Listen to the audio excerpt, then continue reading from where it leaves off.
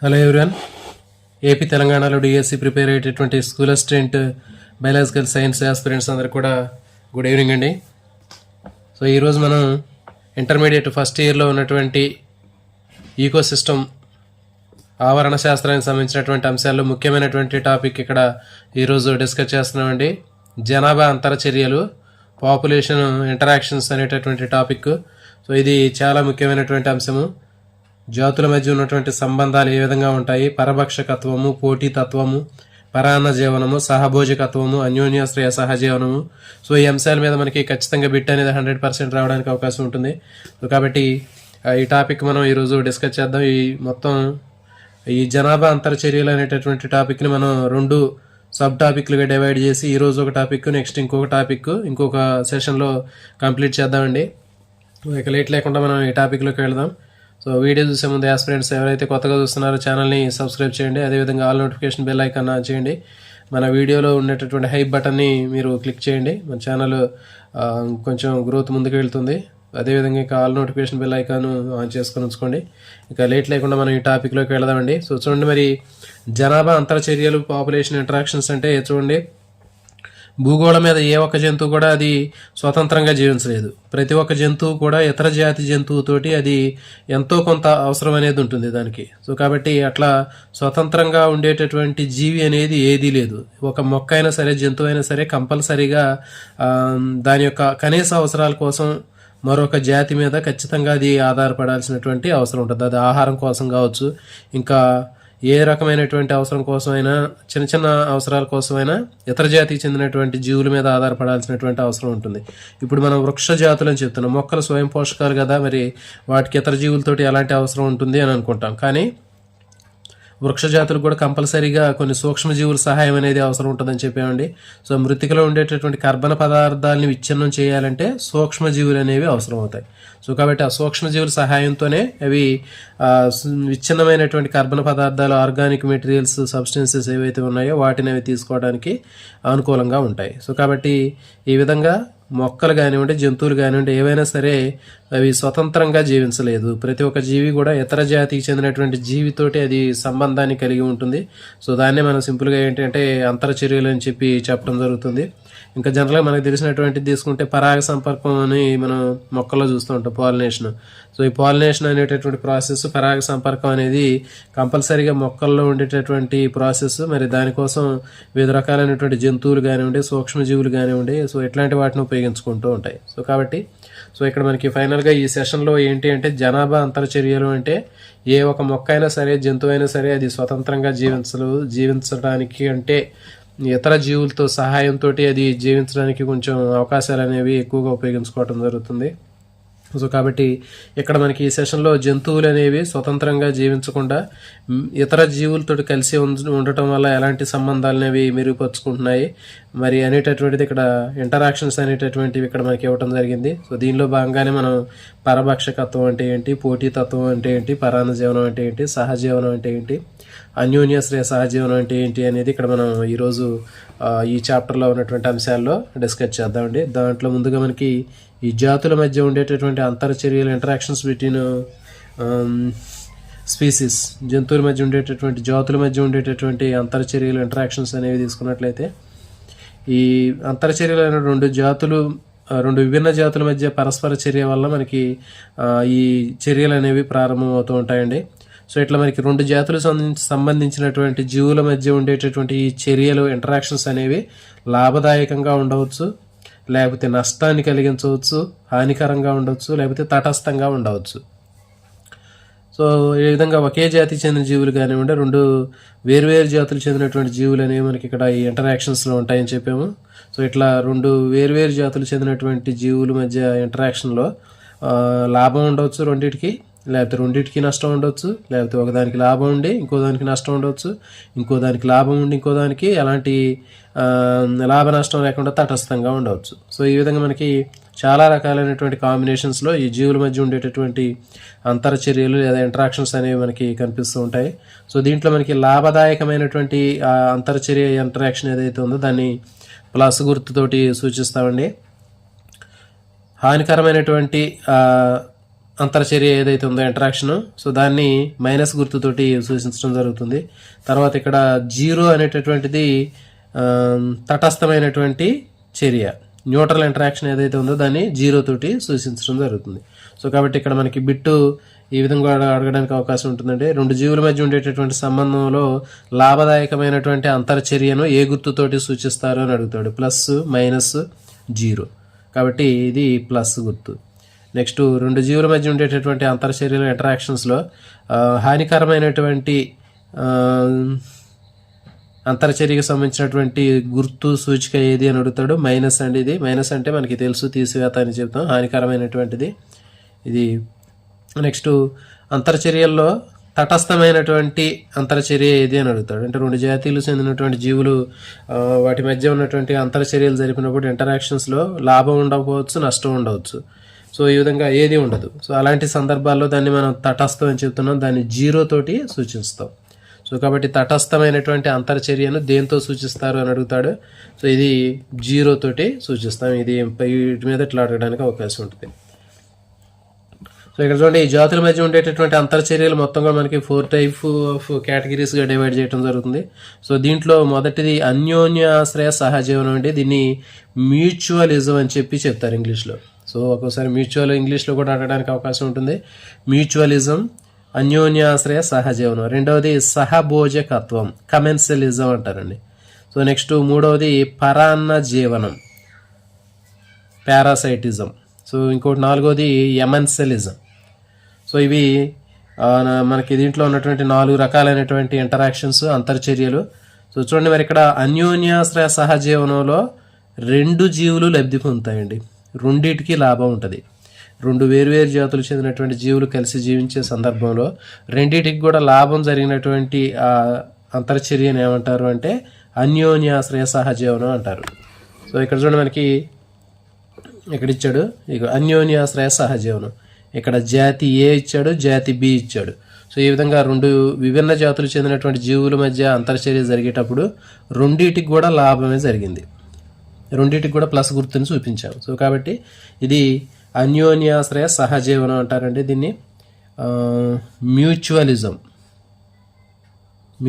గుర్తుపెట్టుకోండి. అన్యోన్యాశ్రయ సహజీవనం లేదా మ్యూచువలిజంలో 2 జీవులకు కూడా, 2 విభిన్న జాతులు చెందినటువంటి జీవులకు కూడా మధ్య ఏ విధంగా ఉంటుంది అంటాడు. రెండింటికి లాభం జరుగుతుంది, లేకపోతే రెండింటికి నష్టం జరుగుతుంది. ఏ జాతికి లాభం జరుగుతుంది, బి జాతికి నష్టం జరుగుతుంది, లేకపోతే రెండింటికి నష్టం జరుగుతుంది. సో ఇట్లా మనకి ఆప్షన్స్ అనేవి ఉంటాయి. కాబట్టి ఇది గుర్తుపెట్టుకోవాలి. అన్యోన్యాశ్రయ సహజీవనం లేదా మ్యూచువలిజంలో 2 విభిన్న జాతులు చెందినటువంటి జీవులకి మధ్య లాభం అనేది ఉంటుంది. తర్వాత బిట్ని ఇవి ఇచ్చి ఇంటరాక్షన్ ఇచ్చి అది ఏ రకమైనటువంటి ఇంటరాక్షన్ అనేది చెప్పవచ్చు. 2 విభిన్న జాతులు చెందినటువంటి జీవుల మధ్య లాభాన్ని, రెండింటికి కూడా లాభం జరిగినట్లయితే, రెండింటికి కూడా లబ్ధి జరిగినట్లయితే అది ఏ రకమైనటువంటి అంతర్చర్య అని అడుగుతాడు. అన్యోన్యాశ్రయ సహజీవనం. సో ఇది దీనికి సంబంధించిందండి. నెక్స్ట్, అంతర్చర్యలో పోటీతత్వంలో 2 కూడా నష్టపోతాయి. గుర్తుపెట్టుకోండి, ఇది డైరెక్ట్గా ఇట్లా మనకి కాంపిటీషన్ అంటారు. పోటీతత్వంలో 2 విభిన్న జాతులు చెందినటువంటి జీవులకు కూడా నష్టం అనేది జరుగుతుంది. సో ఇక్కడ చూడండి, మనకి పోటీతత్వంలో కాంపిటీషన్లో మనకి ఏ జాతికి నష్టం జరిగింది, బి జాతికి కూడా నష్టం జరిగింది. సో ఇది మనకి పోటీతత్వం అండి. గుర్తుపెట్టుకోండి, 2 విభిన్న జాతులు చెందినటువంటి 2 జీవులకి కూడా నష్టం జరిగేటటువంటి సందర్భం ఏది అని అడుగుతాడు. పోటీతత్వం. సో ఇక్కడ ఉన్నటువంటి ఆప్షన్స్లో ఎక్కడ మళ్ళీ కాంబినేషన్ అనేది రాదండి మనకి, చూడండి. సో కాబట్టి ఇక్కడ రెండింటికి లాభం జరిగిందంటే అన్యోన్యాశ్రయ సహజీవనం. రెండింటికి కూడా నష్టం జరిగితే అది పోటీతత్వం, కాంపిటీషన్. నెక్స్ట్, పరభక్షణ. చూడండి, నెక్స్ట్ సహభోజకత్వంలో ఒక జీవి లబ్ధి పొందుతుంది. తర్వాత చూడండి, సహభోజకత్వంలో ఒక జీవి లబ్ధి పొందుతుంది. చూడండి, ఇక్కడ సహభోజకత్వంలో మనకి ఒకదానికి మాత్రమే లాభం జరుగుతుంది, రెండో దానికి నష్టం జరుగుతుంది. సో కాబట్టి ఇది ఏ రకమైనటువంటిది అని అడుగుతాడు. 2 విభిన్న జాతులు చెందినటువంటి జీవుల మధ్య ఉన్నటువంటి అంతర్చర్యలో ఒకదానికి లాభం జరిగి రెండవ దానికి ఎలాంటి లాభము కానీ నష్టము కానీ జరగదు. ఇక్కడ చెప్పాము మనం, జీరో అంటే ఏంటి అంటే న్యూట్రల్ అని చెప్పాము. లాభం కానీ నష్టం కానీ జరగనట్లయితే దాన్ని సహభోజకత్వం అని చెప్పడం జరుగుతుంది. లేకపోతే ఇక్కడ అంతర్చర్య పేరిచ్చి అక్కడ ఉండేటటువంటి రియాక్షన్ ఎట్లా ఉందని కూడా అడగవచ్చు. సహభోజకత్వంలో సహభోజకత్వం అనేటటువంటి అంతర్చర్యలో ఏ విధంగా ఉంటుంది అని అడుగుతాడు. ఒక జాతికి లాభం జరుగుతుంది, ఇంకో జాతికి నష్టం జరుగుతుంది అంటాడు. ఒక జాతికి లాభం జరుగుతుంది, ఇంకో జాతికి అలాంటి లాభము నష్టం జరగదు. రెండింటికి లాభం జరుగుతుంది, రెండింటికి నష్టం జరుగుతుంది. సో ఇట్లా మనకి ఆప్షన్స్ అనేవి ఇట్లా ఇవ్వడానికి అవకాశం ఉంటుంది.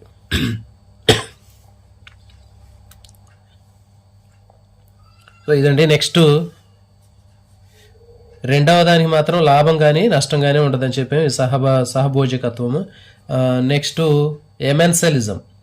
సో ఎమెన్సలిజంలో ఒక జీవి అంతర్చర్య వల్ల నష్టపోతుందండి. ఎమెన్సలిజంలో ఒక జీవి అంతర్చర్య వల్ల నష్టపోతుంది, రెండో జీవికి ఎలాంటి ప్రభావం ఉండదు. ఓకే, ఇది ఎమెన్సలిజం. ఇక్కడ చూడండి, ఎమెన్సలిజంలో ఒక జీవికి నష్టం జరుగుతుంది, రెండో జీవికి నష్టం అనేది ఉండదు, లాభం ఉండదు. అది ఎమెన్సలిజం. సో దీనికి ఎగ్జాంపుల్ ఏంటి అంటే మనకి చూడండి, ఫర్ ఎగ్జాంపుల్ మనకి పెన్సిలియం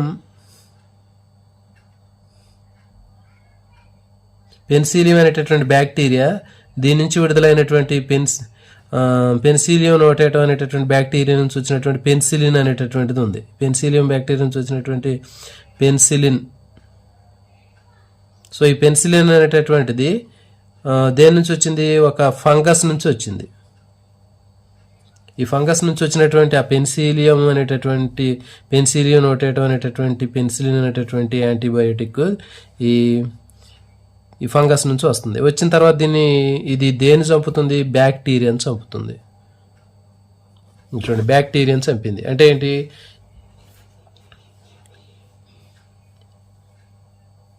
ఈ ఫంగస్ నుంచి వచ్చినటువంటి ఆ పెన్సిలియం నోటేటం అనేటటువంటి ఆ ఫంగస్ నుంచి వచ్చినటువంటి పెన్సిలిన్ అనే యాంటీబయోటిక్ బ్యాక్టీరియాని చంపింది.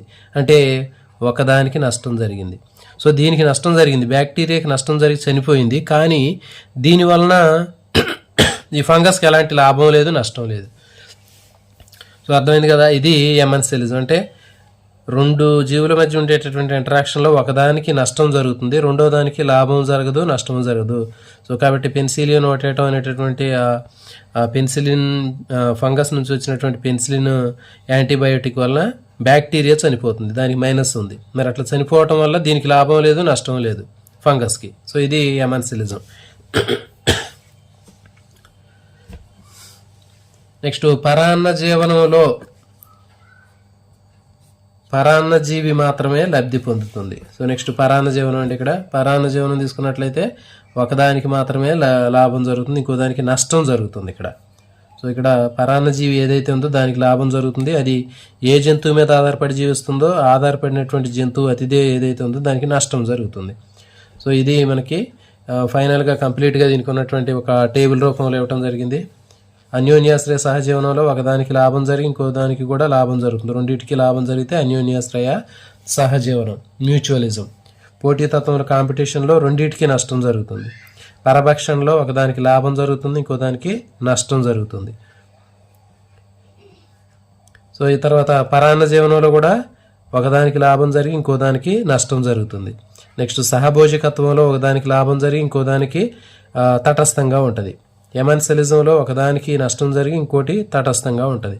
సో ఇప్పుడు మనం ఈ అన్ని రకాలైనటువంటి అంతర్చర్యల్ని ఒక్కొక్క దాన్ని ఇప్పుడు మనం వివరించే ప్రయత్నం చేద్దామండి. సో దీనిలో భాగంగా ముందు మనం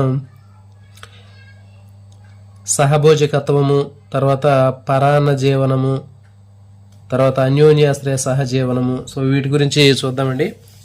సో ఇవన్నీ కలిపి ఇప్పుడు ఈ సెషన్లో మనం కంప్లీట్ చేసుకుంటే రేపు ఈ పోటీతత్వానికి సంబంధించినటువంటిది ఇంకో సెషన్లో కంప్లీట్ చేసుకుందాము.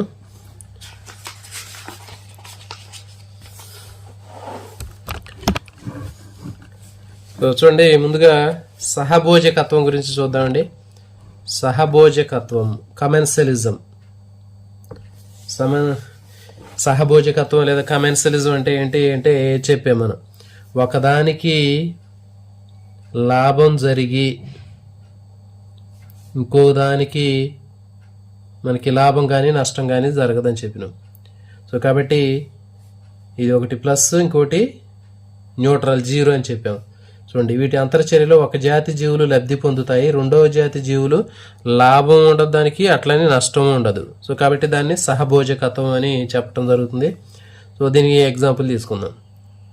తిమింగలం వీపు పైన ఉండేటటువంటి బార్నికిల్స్ లబ్ధి పొందుతాయి, కానీ తిమింగలం ఎలాంటి లబ్ధి పొందదు.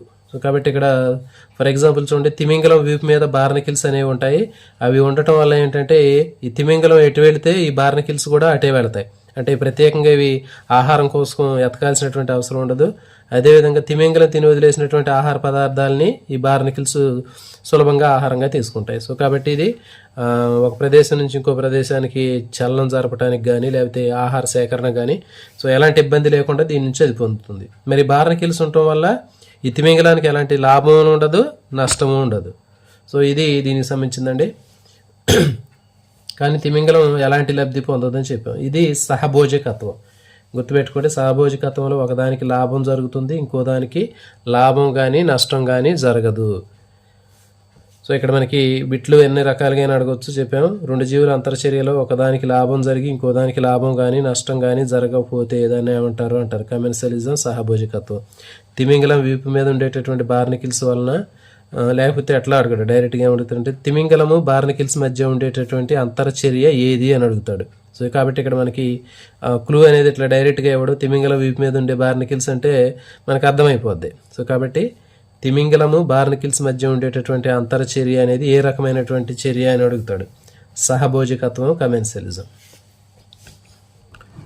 నెక్స్ట్ ఇంకా మనకి కొన్ని ఎగ్జాంపుల్ తీసుకున్నట్లయితే చూడండి, ఇక్కడ సహభోజకత్వానికి క్యాటిల్ ఎగ్రెట్ ఒక రకమైనటువంటి పక్షి ఇది. సో ఇదేంటంటే మేసేటటువంటి పశువులు ఎక్కడైతే ఉంటాయో గ్రేజింగ్ పశువులు వాటికి అత్యంత దగ్గరగా కలిగి ఉంటాయండి. మరి కింద పచ్చికలో ఉన్నటువంటి ఈ ఎగ్రెట్ పక్షులు అనేటటువంటివి గేదెలకి దగ్గరగా ఉండటం వల్ల ఆ మేసే సమయంలో గేదెను తల అటు ఇటు ఆడించినప్పుడు ఆ కీటకాల పైకి ఎగురుతాయి. సో ఈ సమయంలో ఎగ్రెట్ పక్షులు ఆ కీటకాలని ప్రత్యేకంగా ఎతికే పని లేకుండా అవి పట్టుకుని తింటూ ఉంటుంది. ఇక్కడ చూడండి, ఇక్కడ మనకి కనిపిస్తుంది ఎగ్రెట్ అనేటటువంటి పక్షి ఇక్కడ ఉంది. అంటే ఈ పశువు గడ్డి మేసేటటువంటి పశువులు తల దగ్గర తిరుగుతూ ఉంటాయి. సో ఇప్పుడు గడ్డి తినేటప్పుడు తలను అటు ఇటు ఆడించడం వల్ల ఏమవుతుందంటే గడ్డి మీద ఉన్నటువంటి వివిధ రకాలైనటువంటి కీటకాలు, పురుగులు ఇవన్నీ కూడా పైకి ఎగిరే సందర్భంలో వీటిని ఈజీగా అది పట్టుకొని తింటుంది. సో ఇక్కడ దీని వలన దీనికి లాభం ఉంది, అర్థమవుతుంది కదా. ఈ ఎగ్రెట్ పక్షి ఈ ఆవు నుంచి లాభాన్ని పొందుతుంది, కానీ దీనివల్ల దీనికి ఎలాంటి లాభం అనేది లేదు. అంటే ఈ ఎగ్రెట్ పక్షి వలన ఇక్కడ గడ్డి మేసేటటువంటి ఆవులు, పశువులకి ఎలాంటి లాభం అనేది లేదు. సో ఇది కూడా అడుగుతాడు. క్యాటిల్ ఎగ్రెట్ తర్వాత గడ్డి మేసేటటువంటి పశువులకి మధ్య ఉన్నటువంటి సంబంధం ఏంటి అని అడుగుతాడు. సో ఇది సహభోజకత్వం. సో ఇది నెక్స్ట్ ఇంకొక ఎగ్జాంపుల్ అంటే ఇక్కడ. సో ఈ ఎగ్జాంపుల్స్ చాలా చాలా ఇంపార్టెంట్, కంపల్సరీగా ఇవి గుర్తుపెట్టుకోవాలి. Sea anemone. సో చూడండి, సీ ఎనిమోను దీనికి స్పర్శకాలు తర్వాత దంశకణాలు అనేవి ఉంటాయి. సో వీటికి దగ్గరగా క్లోన్ చేపలు అనేవి ఉంటాయి. సో సీ ఎనిమోన్స్ అనేవి మనకి ఇట్లా కనిపిస్తూ ఉంటాయి. ఇవి మనకి సీ ఎనిమోన్స్ అనేవి దేంట్లో అంటే సిలెంట్రేటా వర్గానికి చెందినటువంటి జంతువులు. సో వీటికి దగ్గరలో క్లోన్ చేపలు ఉంటాయి. సో మరి ఉండటం వల్ల ఏంటి అంటే ఈ క్లోన్ చేపల శత్రువులు ఏవైతే ఉన్నాయో ఆ శత్రుజీవులు, పరభక్షకాలు ఈ క్లోన్ చేపల జోలికి రావు. ఎందుకంటే ఇవి వేటి పక్కన ఉన్నాయి, సీ ఎనిమోన్స్ పక్కన ఉన్నాయి. సీ ఎనిమోన్స్కి ఏమున్నాయంటే వాటి యొక్క స్పర్శకాలలో స్టింగింగ్ సెల్స్ అనేవి ఉంటాయని చెప్పినాం. కుట్టే కణాలు, దంశ కణాలు ఉంటాయని చెప్పాను, నిడోబ్లాస్ట్ సెల్స్. సో ఇవి ఉండటం వల్ల ఏంటంటే వాటిలో విషం ఉండి హిప్నోటాక్సిన్ అనేటటువంటి విషం ఉంటుంది. వాటికి హిప్నోటాక్సిన్ అనే విషం ఉండటం వల్ల ఏంటంటే అవి భయపడిపోతాయి, దగ్గరికి రావు. సో కాబట్టి ఈ క్లోన్ చేపలు సీ ఎనిమోన్ అనేటటువంటి జంతువుల్ని ఉపయోగించుకుంటున్నాయి. అంటే వీటి వలన వీటికి లాభం ఉంటుంది. సీ ఎనిమోన్ వలన దేనికి లాభం ఉంటుంది, క్లోన్ చేపకి లాభం ఉంటుంది. కానీ ఈ క్లోన్ చేపకి సీ ఎనిమోన్ వలన ఎలాంటి లాభం ఉండదు, అర్థమవుతుంది కదా. సో క్లోన్ చేపలు అనేవి లాభాన్ని పొందుతాయి సీ ఎనిమోన్ నుంచి, ఓకేనా. మరి క్లోన్ చేపల వలన సీ ఎనిమోన్కి ఎలాంటి లాభం ఉండదు. తద్వారా చేపకు రక్షణ ఉంటుంది, కానీ చేపకు రక్షణ ఇవ్వటంలో సీ ఎనిమోన్కు ఎలాంటి లాభము లేదు, అర్థమైంది కదా. సో ఇది మరి సీ ఎనిమోను దీనికి క్లోన్ చేపకి రక్షణ ఇస్తుంది, కానీ దీని నుంచి ఇది ఎలాంటి లాభాన్ని పొందట్లేదు. సో ఇది దీనికి సంబంధించినటువంటి సహభోజకత్వం లేదా కమెన్సలిజం.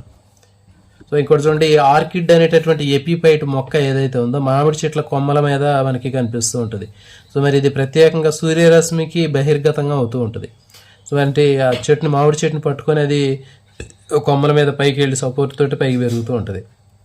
మరి ఈ మామిడి చెట్టు వలన ఈ ఎపిఫైట్ అనేటటువంటి ఆర్కిడ్కి లాభం ఉంటుంది, కానీ ఈ ఆర్కిడ్ వల్ల మామిడి చెట్టుకి ఎలాంటి లాభం ఉండదు, నష్టము ఉండదు. సో ఇది.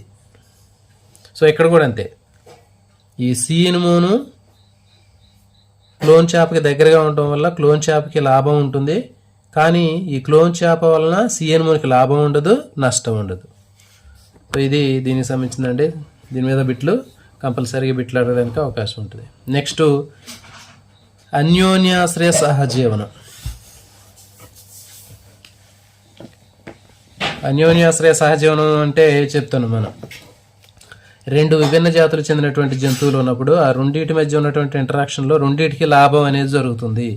రెండింటికి లాభం జరిగినట్లయితే అది ఏ రకమైనటువంటి ఇంటరాక్షన్ అని అడుగుతాడు. అన్యోన్యాశ్రయ సహజీవనం, మ్యూచువలిజం. సో ఇచ్చేయండి, ఈ రకమైనటువంటి అంతర్చర్యలు రెండు జీవులు లాభాన్ని పొందుతాయి. ఇంపార్టెంట్ ఇది. మరి అన్యోన్యాశ్రయ సహజీవనానికి మొక్కలు జంతువుల మధ్య సంబంధం అనేది కనిపిస్తూ ఉంటుంది. మొక్కల్లో చూడొచ్చు, జంతువుల్లో కూడా దీన్ని మనం చూడొచ్చు. ఇప్పుడు చూడండి, పుష్పం తీసుకున్నట్లయితే పరాగ సంపర్కం జరగడానికి, మరి విత్తనాలు వ్యాప్తి జరగాలంటే మరి మొక్కలకు జంతువుల సహాయం అనేది కావాలి. అంటే ఇప్పుడు పరాగ సంపర్కం జరగాలంటే మొక్కలకి జంతువులు అవసరం కావాలి. తర్వాత విత్తనాల వ్యాప్తి కావాలి అంటే మొక్కలకి జంతువులు అవసరం కావాలి. మరి ఈ సందర్భంలో సో ఇక చూడండి, ఒకదానికొకటి లాభం అనేది జరుగుతుంది. ఇక్కడ మరి పరాగ సంపర్కం జరిగే క్రమంలో ఆ కీటకాలు ఏవైతే ఉన్నాయో ఆ పుష్పంలో ఉన్నటువంటి తేనె కానీ పుప్పొడిని కానీ అవి ఆహారంగా ఉపయోగించుకుంటున్నాయి. రసభరితమైనటువంటి పోషక భరితమైనటువంటి ఫలాలు అనేవి వాటికి అందుతున్నాయి. సో కాబట్టి పరాగ సంపర్కం జరగడం వల్ల వాటి తేనె పుప్పొడి అనేది తీసుకుని ఆహారంగా ఉపయోగించుకుంటున్నాయి, దాని లాభం ఉంటుంది. తర్వాత మరి దీనికి మొక్కకు కూడా లాభం జరుగుతుంది. పరాగ సంపర్కం జరగడం వల్ల కాయలు తయారై విత్తనాలు తయారవుతున్నాయి. చూడండి, మొక్కల జంతువుల అంతర్చర్యలు తరచు అన్యోన్యాశ్రయ సహజీవనకారులైన సహజీవన పరిణామాన్ని కలిగి ఉంటాయి. ఇవి సహజీవ పరిణామాన్ని కలిగి ఉంటాయి. ఇక్కడ చూడండి, ఇంకా అన్యోన్యాశ్రయ సహజీవనానికి కొన్ని ఎగ్జాంపుల్స్. ఇక్కడ లైకేన్స్ అనేవి ఇంపార్టెంట్ అండి. తర్వాత మైకోరైజా. సో ఇవి రెండు కూడా మనకి అన్యోన్యాశ్రయ సహజీవనానికి ఉదాహరణలో ఎగ్జాంపుల్ ఏంటో చూద్దాం. లైకేన్స్ అనేటటువంటి దాంట్లో మనకి ఒక శైవల సమూహము, శిలీంద్ర సమూహం రెండు కలిస్తే లైకేన్ తయారవుతుంది, మనకు తెలుసు. దీంట్లో ఫంగస్ అనేటటువంటిది కిరణజన్య సంయోగక్రియ జరిపే శైవలము లేదా సైనోబ్యాక్టీరియా రెండు కలయిక వలన లైకేన్ అనేది ఏర్పడుతుంది. గుర్తుపెట్టుకోండి, లైకేన్ అనేటటువంటిది దేనికి ఎగ్జాంపుల్ అని అడుగుతాడు, అన్యోన్యాశ్రయ సహజీవనం. లేకపోతే లైకేన్లో ఏ భాగస్వాముల కలయిక వలన ఏర్పడుతుంది అంటాడు. బ్యాక్టీరియా ఆల్గే అంటాడు, లేకపోతే ఆల్గే ఫంగస్ అంటాడు, ఫంగస్ బ్యాక్టీరియా అంటాడు. ఇట్లా డిఫరెంట్ కాంబినేషన్స్ ఇస్తాడు. సో కాబట్టి లైకేన్స్ అనేటటువంటివి ఒక ఆల్గే గ్రూపు, ఒక ఫంగస్ గ్రూపు, ఒక ఫంగస్ గ్రూపు కలవటం వల్ల మనకి లైకేన్స్ అనేవి తయారవుతున్నాయి.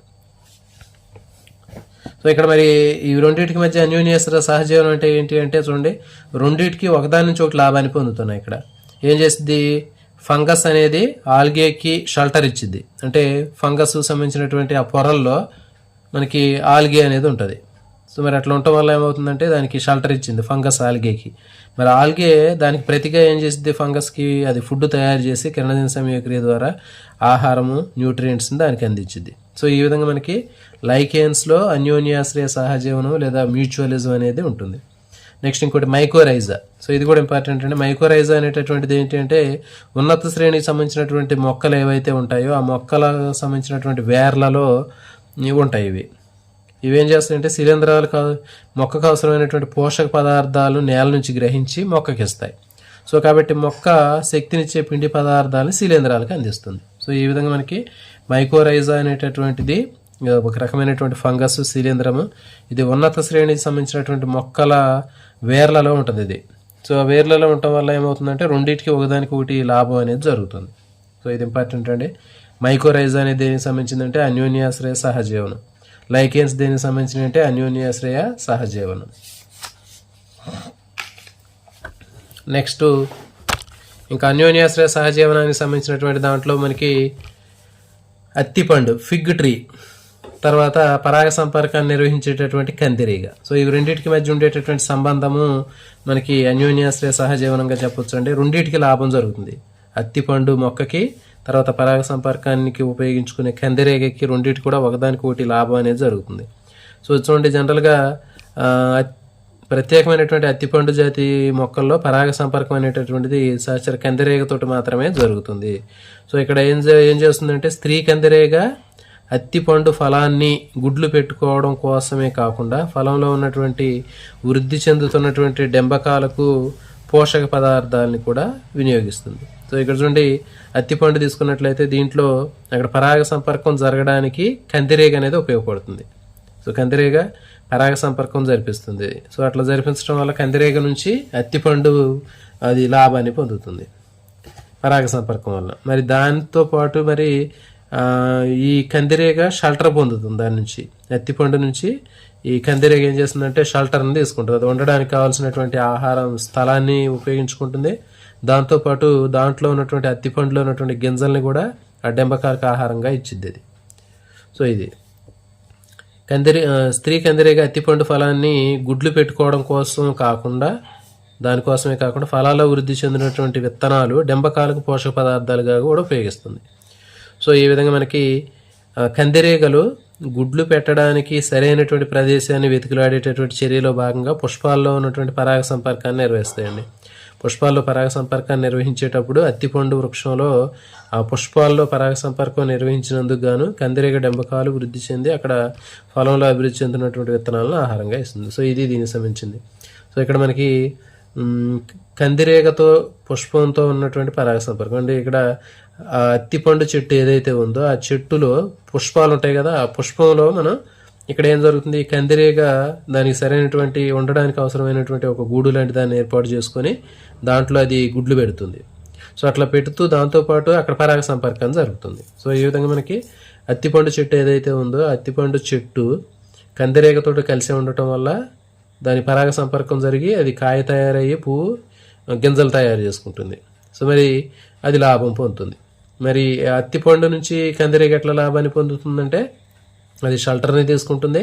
అదేవిధంగా ఆ గుడ్ల నుంచి వచ్చినటువంటి డెంబకాలు ఏవైతే ఉన్నాయో ఆ డెంబకాలు కూడా వాటికి కావాల్సినటువంటి ఆ ఫుడ్ని గింజల నుంచి తీసుకుంటుంది. సో ఇది ఈ విధంగా మనకి ఇది కూడా అడుగుతాడని గుర్తుపెట్టుకోండి. ఇది సింపుల్గా కాన్సెప్ట్ ఈజీగానే ఉంటుంది. అత్తిపండు తర్వాత అత్తిపండు చెట్టు తర్వాత కందిరీగ మధ్య ఉన్నటువంటి సంబంధం ఏది అంటే మనకి అన్యోన్యాశ్రయ సహజీవనం. సో నెక్స్ట్ ఇంకోటి ఇంపార్టెంట్ ఇంట్రెస్టింగ్ టాపిక్ అండి, ఆర్కిడ్స్. ఆర్కిడ్స్ అనేటటువంటి పుష్పాల్లో మనకి ప్రత్యేకమైనటువంటి విధానం దీంట్లో భిన్నత్వం కనిపిస్తుందండి. సో దీంట్లో మరి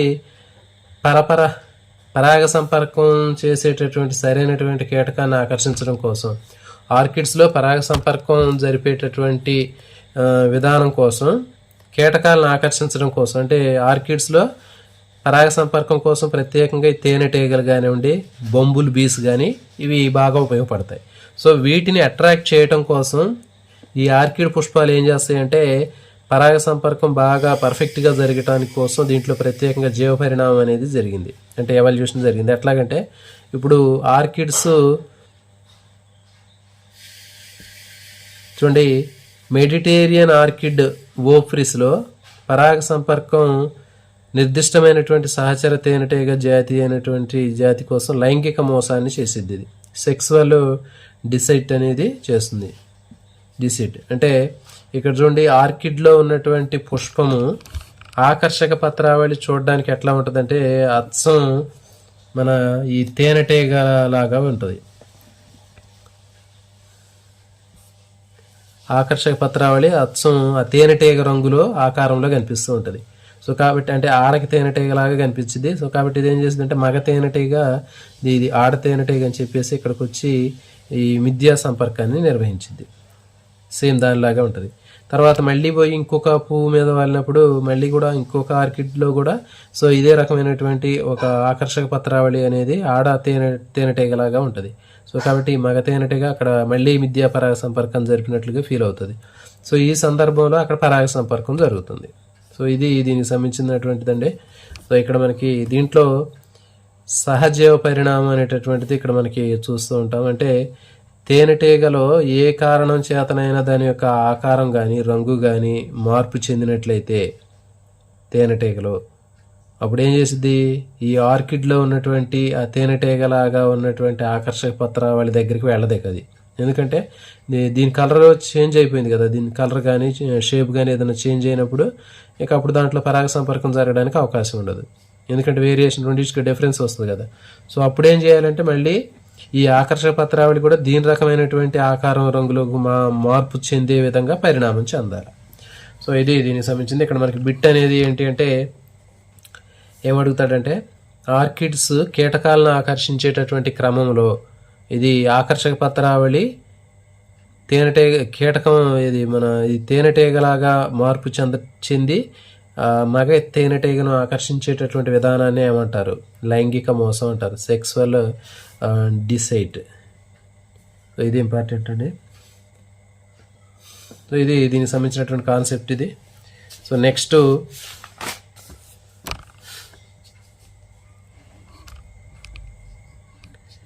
పరాన్న జీవనం గురించి చూద్దామండి. పరాన్న జీవనం అనేది కూడా ఈ టాపిక్ మనకు కంప్లీట్ అయిపోతే రేపు ఇంకొక సెషన్లో మిగిలింది కంప్లీట్ అయిపోద్ది. సో పరాన్న జీవనం మీద కూడా బిట్లు అనేవి కంపల్సరీగా రావడానికి అవకాశం ఉంటుందండి. సో ఇక్కడ మనకి పరాన్న జీవనం అంటే ఒకదానికి లాభం జరుగుతుంది, ఇంకో దానికి నష్టం జరుగుతుంది. సో ఇది పరాన్న జీవనం, పారాసైటిజం అంటారు. సో దీంట్లో మనకి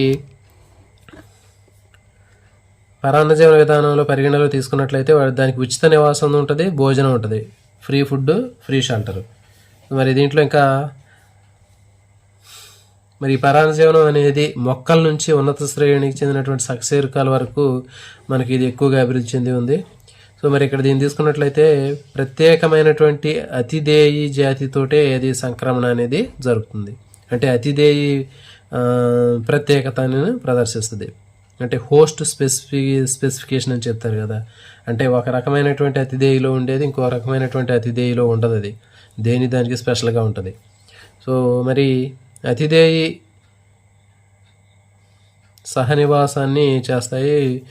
మరి ఇప్పుడు చూడండి, ఇక నెక్స్ట్ దీనికి సంబంధించినటువంటివి రకాలు ఎట్లా ఉన్నాయి ఏంటి అనేది మనకి ఇక్కడ బిట్ ఇంపార్టెంట్. చూడండి, పరాన్నజీవి పైన ఇది దాడి చేస్తుంది. అంటే పరాన్నజీవి అతిదేయిపై దాడి చేసే సందర్భంలో అతిదేయి కూడా ఆ పరాన్నజీవిని తట్టుకునే విధంగా కొన్ని యంత్రాంగాన్ని సంసిద్ధం చేసుకుంటూ ఉంటుంది. ఫర్ ఎగ్జాంపుల్ ఇప్పుడు మన బాడీ ఉందనుకోండి, మన శరీరంలో వివిధ రకాలైనటువంటి పరాన్నజీవులు అటాక్ చేస్తూ ఉన్నప్పుడు మన శరీరం కూడా దాన్ని తట్టుకునే విధంగా యంత్రాంగాన్ని సంసిద్ధం చేసుకుంటూ ఉంటుంది. సో ఇక్కడ చూడండి, మరి పరాన్నజీవుల్లో ఉండే ప్రత్యేకమైనటువంటి అనుకూలనాలు అనేవి ఉన్నాయండి. సో ఇవి బిట్లు కడగడానికి అవకాశం ఉంటుంది. జ్ఞానాంగాలను కోల్పోవటం. సో అధిక శాతం పరాన్నజీవులకి అవసరం ఉండదండి, జ్ఞానేంద్రియాలతో ఎలాంటి పని కూడా ఉండదు, కాబట్టి వీటిని ఇది కోల్పోవటం జరుగుతుంది. నెక్స్ట్ సంసజనక అవయవాలు, అంటే అటాచ్మెంట్కి సంబంధించినటువంటి ఏవైతే ఉన్నాయో అవి బాగా డెవలప్ అవుతాయి. అంటే శోషకాలు, సక్కర్స్ కానివ్వండి, హుక్స్ కానివ్వండి, సో ఇట్లాంటివి బాగా డెవలప్ అవుతాయి. ఫర్ ఎగ్జాంపుల్ మనం టీనియా సోలియం తీసుకున్నట్లయితే టీనియా సోలియంలో మనకి ఇది స్కోలెక్స్, ఇట్లా దీంట్లో మనకి కొక్కేలు అనేవి ఉంటాయి, ఇక్కడ అంటుబిళ్ళలు అనేవి ఉంటాయి. సో ఇట్లా. సో కాబట్టి పరాన్నజీవుల్లో ఎక్కువగా శోషకాలు కానీ స్టిక్కర్స్ లాంటివి కానీ, తర్వాత హుక్స్ పట్టుకోవడానికి హుక్స్ కానీ ఎక్కువగా డెవలప్ అయి ఉంటాయి. నెక్స్ట్ డైజెస్టివ్ సిస్టమ్ అనేది ఉండదు దీంట్లో, ఎందుకంటే ఆల్రెడీ అది డైజెస్ట్ అయినటువంటి ఫుడ్ మెటీరియల్స్ని అతిదేయ నుంచి తీసుకుంటుంది కాబట్టి ప్రత్యేకంగా ఈ డైజెస్టివ్ సిస్టమ్ అనేది ఉంటుంది. నెక్స్ట్ అధిక ప్రత్యుత్పత్తి సామర్థ్యాన్ని కలిగి ఉంటుంది. రిప్రొడక్షన్ ప్రాసెస్ అనేది బాగా ఎక్కువగా ఉంటుంది. అధిక మొత్తంలో అవి గుడ్లు లార్వాల్ని ప్రొడ్యూస్ చేస్తుంది. నెక్స్ట్ పరాన్నజీవుల యొక్క జీవిత చరిత్ర చాలా కాంప్లెక్స్, సంక్లిష్టమైందండి. సో వీటి జీవిత చరిత్రలో కొన్ని 1 కానీ లేకపోతే 2 కానీ కొన్నింట్లో 3 జీవుల్లో కంప్లీట్ చేసుకుంటాయి. సో వాటిని ఏమంటారంటే మాధ్యమిక అతిదేయులు లేదా వాహకాలు అని చెప్పడం జరుగుతుంది. సో ఇట్లా మనకి ప్రాథమిక అతిదేయులు, మాధ్యమిక అతిదేయులు అనేటటువంటివి ఉంటాయి. అంటే జనరల్గా మనకి పరాన్న జీవనానికి సంబంధించినటువంటి చాప్టర్ ఒకటి ఉంటుంది, అక్కడ మనకు వస్తుంది. లైంగిక ప్రత్యుత్పత్తి ఎక్కడైతే జరుపుకుంటాయో అది ప్రాథమిక అతిదేయి, మిగిలినటువంటిది మాధ్యమిక అతిదేయి. కొన్నిట్లో వాహకాలను కూడా ఉపయోగించుకుంటారు పరాన్నజీవులు. అంటే ఒక జీవి నుంచి ఇంకో జీవిలోకి ఆ పరాన్నజీవి దాని యొక్క లైఫ్ సైకిల్ కంప్లీట్ చేయాలి అంటే దానికి వాహకాలు కావాలి. ఫర్ ఎగ్జాంపుల్ మనకి ప్లాస్మోడియం అనేటటువంటిది మలేరియాని కలిగించే ప్లాస్మోడియము ఒక వ్యక్తి నుంచి ఇంకో వ్యక్తికి రావాలి అంటే కంపల్సరీగా అక్కడ వాహకాలు అనేది దోమలు, ఆడైనాఫిలిస్ దోమ అనేది వాహకంగా పనిచేస్తుంది. సో కాబట్టి ఇట్లా మాధ్యమిక అతిదేయులు కానివ్వండి ఇంకా వాహకాలు కానీ ఉపయోగించుకుంటాయి. సో ఇక్కడ చూడండి, మానవ లివర్ ఫ్లూక్ 2 మాధ్యమిక అతిథేయుల్లో కంప్లీట్ చేసుకుంటుంది. నత్త, చేపలు. సో చెప్పి మాధ్యమిక అతిథేయులు అనేవి నత్త, చేప. తర్వాత మరి ప్రాథమిక అతిథేయి ఏది అంటే గొర్రెలు. ఇది ప్రైమరీ హోస్ట్, ప్రాథమిక అతిథేయి గొర్రె. సో కాబట్టి ఇట్లా మీకు బిట్ ఏం అడుగుతాడంటే ఇక్కడ లివర్ ఫ్లూక్ లేకపోతే నత్త, చేపలని మాధ్యమిక ద్వితీయ అతిథేయిగా ఉపయోగించుకునే జీవి ఏది అంటాడు. లివర్ ఫ్లూక్ ప్రాథమిక అతిథేయి ఏది అంటాడు, గొర్రె. ఓకేనా. సో కాబట్టి ఇది గుర్తుపెట్టుకోండి. నెక్స్ట్ మలేరియా పరాన్నజీవికి మరొక అతిథేయికి వ్యాప్తి చెందాలి అంటే వాకం, దోమ అనేది కంపల్సరీగా అవసరం అని చెప్పాం. సో అధిక శాతం పరాన్నజీవులు అతిథేయికి హాని కలిగిస్తాయి. అతిథేయిలో మనుగడ, పెరుగుదల, ప్రత్యుత్పత్తి క్షీణించిపోవడం జరుగుతుంది. వాటి యొక్క జనాభా తగ్గుతుంది. నెక్స్ట్ సో ఇది దీనికి సంబంధించిందండి. కాబట్టి గుర్తుపెట్టుకోండి, పరాన్న జీవనంలో ఒకదానికి లాభం జరిగి ఇంకో దానికి అతిథేయికి నష్టం జరుగుతుంది. సో ఈ సందర్భంలో పరాన్నజీవి సక్సెస్ఫుల్గా అతిథేయిలో జీవించాలి అంటే ఇలాంటి రకాలైనటువంటి అడాప్టేషన్స్ను డెవలప్ చేసుకుంటుంది. నెక్స్ట్ పరాన్నజీవులు అనేవి 2 రకాలుగా ఉంటాయండి. Types important. బాహ్య పరాన్నజీవులు ఎక్టోపారాసైట్స్, రెండవది అంతర పరాన్నజీవులు ఎండోపారాసైట్స్. సో వీటిని చూద్దాం ఇక్కడ. మరి బాహ్య పరాన్నజీవులు అంటే అతిథేయి శరీరానికి బాహ్య ప్రదేశంలో ఉండి పరాన్నజీవనాన్ని గడిపితే దాన్ని బాహ్య పరాన్నజీవులు అని పిలుస్తారు, ఎక్టోపారాసైట్స్. ఇక చూడండి, ఈ పరాన్నజీవులు అతిథేయి పైన ఆహార సేకరణ చేస్తూ అతిథేయి శరీరానికి వెలుపల ఉంటాయి. సో దీంట్లో ఎగ్జాంపుల్ మన తలలో ఉండేటటువంటి లైస్, పేలు కానివ్వండి, కుక్కల పైన ఉండేటటువంటి టిక్కులు, తర్వాత కోపి పొడులు. సో ఈ కోపి పొడి బాహ్య పరాన్నజీవనం వల్ల అనేక సముద్ర చేపల్లో వ్యాధులు కలుగుతాయి. సముద్ర చేపల్లో బాహ్య పరాన్నజీవనాన్ని గడిపేది ఏది అని అడుగుతాడు. ఇంపార్టెంట్ అండి, కోపిపోడ్స్ అనేటటువంటివి ఆర్ద్రోపోడాకు సంబంధించినటువంటి పారాసైట్స్. సో ఇవి సముద్ర చేపల మీద బాహ్య పరాన్నజీవనాన్ని గడుపుతాయి. కుక్కల మీద బాహ్య పరాన్నజీవనాన్ని గడిపేది టిక్. మానవుడి తలలో ఉండేటటువంటి బాహ్య పరాన్నజీవి పేను. సో ఇంకా మనకి జలగ కూడా చెప్పొచ్చు అండి. జలగ కూడా బాహ్య పరాన్నజీవే.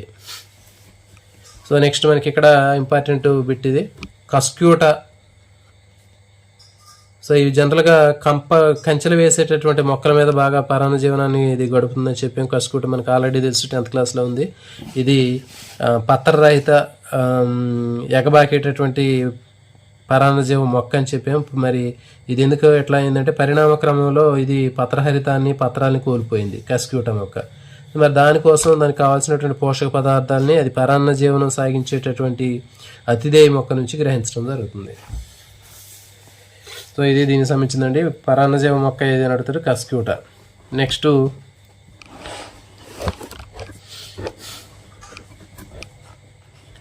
అంతరపరాన్నజీవులు.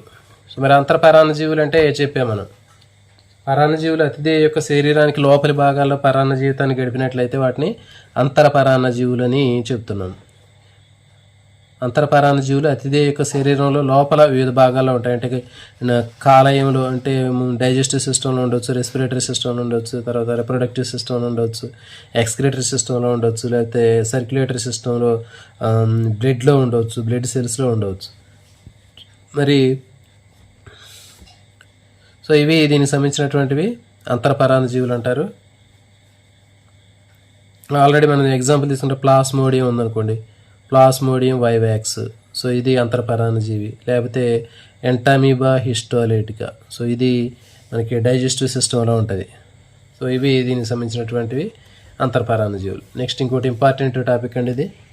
ఈ టాపిక్ చెప్తే మనకి క్లోజ్ అయింది. గుడ్ల కోసే పరాన్న జీవనం, బ్రూడ్ పారాసైటిస్. ఇంపార్టెంట్ అండి ఇది. కొన్ని పక్షులు ప్రత్యేకమైనటువంటి జీవనానికి, పరాన్న జీవనానికి ఉదాహరణలు. పక్షులు కూడా కొన్ని పరాన్న జీవనాన్ని ప్రదర్శిస్తాయి గుడ్లు పెట్టేటటువంటి సందర్భంలో. సో దీంట్లో మరి పరాన్నజీవ పక్షి వాటి గుడ్లను ఏం చేస్తుంది అంటే అతిథేయి జీవి గూటిలో ఉంచిద్ది. అంటే ఒక పక్షి ఇంకొక పక్షి యొక్క గూడులో ఉన్నటువంటి గుడ్లలో పెట్టిద్ది ఇది. సో పెట్టి అతిథేయ గుడ్లు పొదిగేటటువంటి అవకాశాన్ని కల్పిస్తుంది ఇది. సో జనరల్గా మనకి తెలిసిందే ఇది. ఏంటి అంటే మనకి కాకి, కోకిల.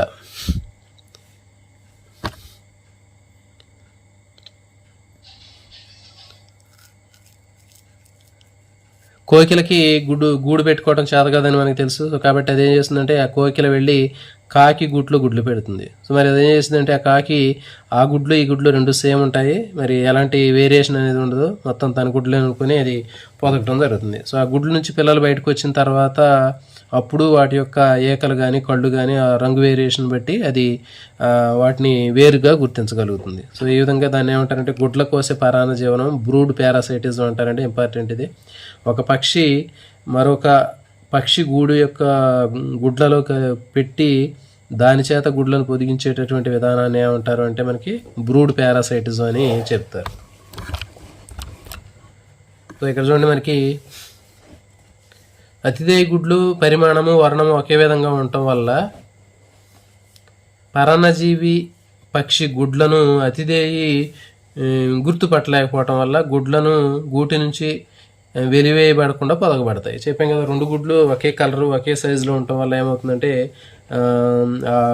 అతిదేయి పక్షి ఏదైతే ఉందో అది ఆ పరాన్నజీవ పక్షి పెట్టినటువంటి గుడ్లను తన గుడ్లతో పాటు అది పొదగటం జరుగుతుంది. కోయిల కాకి పక్షులు దీనికి ఎగ్జాంపుల్. చూడండి, కోయిల కాకి పక్షులు కదలికలు మనం దగ్గరగా పరిశీలిస్తే సంపర్క కాలంలో వసంతకాలంలో గర్భకోశ పరాన్న జీవన చర్యను గమనించవచ్చు. సో ఇది బ్రూడ్ పారాసైటిజం అని మనం ఇక్కడ ఈ కోయిల కాకిలో చూడవచ్చు. సో ఇది బిట్ ఇక్కడ ఎట్లా అడుగుతారంటే బ్రూడ్ పారాసైటిజం గుడ్ల కోసే పరాన్న జీవనం లేదా గర్భకోశ పరాన్న జీవనం ఏ పక్షుల్లో గమనించవచ్చు అని అడిగితే కోయిల కాకి.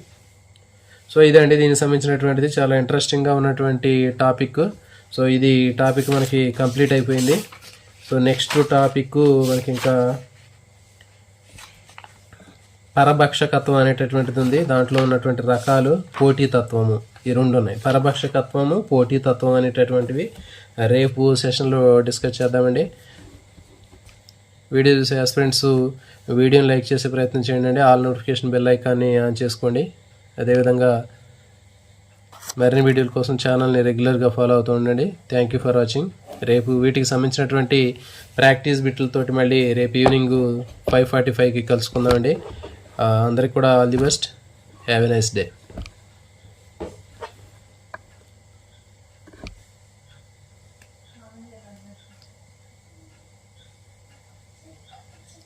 సిలబస్లో ఏం మార్పు ఉండదండి. ఏపీకి తెలంగాణకి ఈ తెలుగు అకాడమీకి సంబంధించినటువంటి ఇంటర్మీడియట్లో ఏమైనా చిన్న మార్పులు మాత్రమే చేయడం జరుగుతుంది. సో కాబట్టి మీకు ఎలాంటి సిలబస్ కంప్లీట్గా మార్పు చేసేటటువంటి అవకాశం అనేది ఉండదు. కాబట్టి మనకు ఉన్నటువంటి సిలబస్ని మీరు చదువుకునే ప్రయత్నం చేయండి.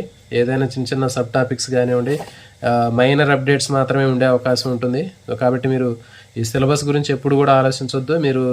మనం చదువుకోవాల్సినటువంటి సిలబస్ మొత్తం ఇదే. కాబట్టి టాపిక్స్ వైజ్గా ఇవ్వటం జరుగుతుంది రేపు డిఎస్సిలో కూడా.